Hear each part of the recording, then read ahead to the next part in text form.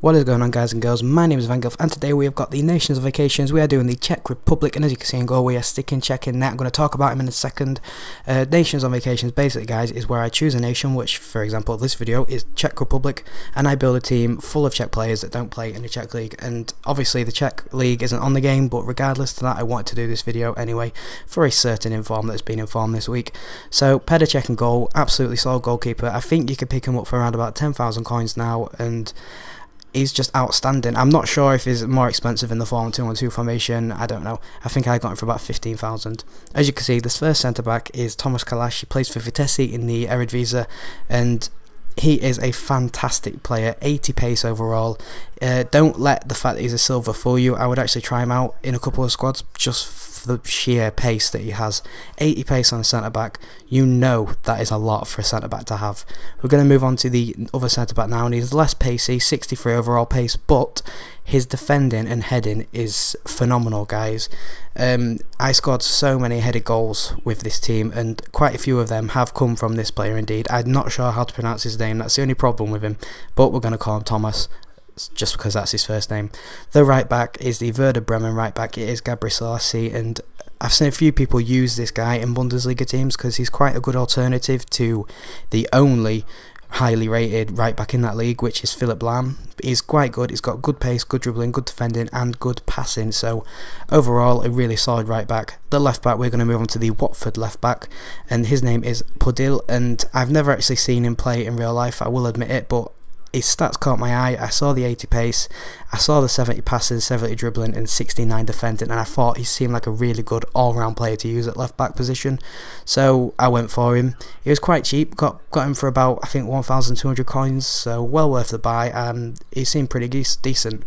We're going to move on to the central defensive midfielder now, and we've got Rosicky. I think that's how you say it, I'm not sure. And again, if I look at his stats, he's got fantastic stats. He's fairly quick for a centre defensive mid, got good dribbling, defending, so he was there to mop up all the loose balls, put in the big challenges on the strikers. He was just basically a good, solid defensive player. He was in here, there and everywhere, really good.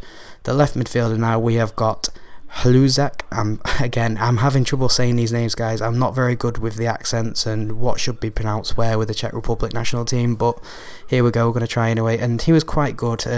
Not the most pace for a winger, but it actually didn't matter that much. I found myself playing a lot of passing football with this team. There was a very good passing team. We're going to move on to the right midfielder now, and again, not the most pace, but he's got a good weak foot on him. He's got a fairly good shot on him, fairly good passing, and I didn't notice him as much as I did the other winger, I'm going to admit it, but I didn't notice the other winger as much as I noticed the central attacking midfielder. Maybe it's because I knew he was the best player in the team and I wanted to abuse him. Well, I do know that is what it was. We're going to move on to him now, in fact, and a lot of you guys are going to see pretty soon it is the inform Rosicky for Arsenal. I used him, and I did actually a player review on him as well because I enjoyed him that much.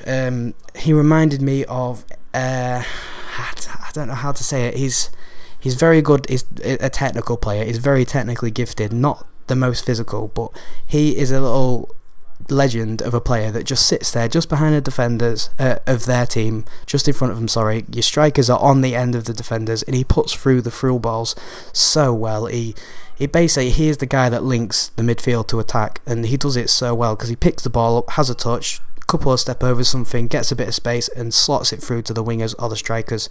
And we're going to move on to them now, and as you can see, it's the second Galatasaray player of the squad, and is the once of Liverpool man Milan Baros. And his stats, none of them are green, but I actually scored quite a lot of good goals with him. I remember one finesse goal that was outside the box that I enjoyed scoring.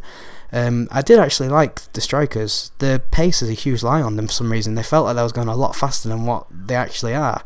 I could say Baros felt at least 80 pace, and he had a brilliant shot on him as well. I'm going to move on to the other striker now, and he's a bit more physical, 6'3", and I think he's a little bit faster as well somehow. He plays in Russia for CSKA Moscow, Moskva, and he's got very good heading, guys. I think this is again why I think this is quite a good physical and technical team, which is really strange. Physical for height and corners, but not for the wingers, do you know what I mean? I don't know if that makes sense, but in my head it makes sense because I've used the team. Anyway guys, we've got a few clips here and I'm going to leave you now because I don't like talking through these. I like to put on a bit of music. So this has been a really good team and I hope you have liked the video. So if you do, leave a comment, like and subscribe. Bye.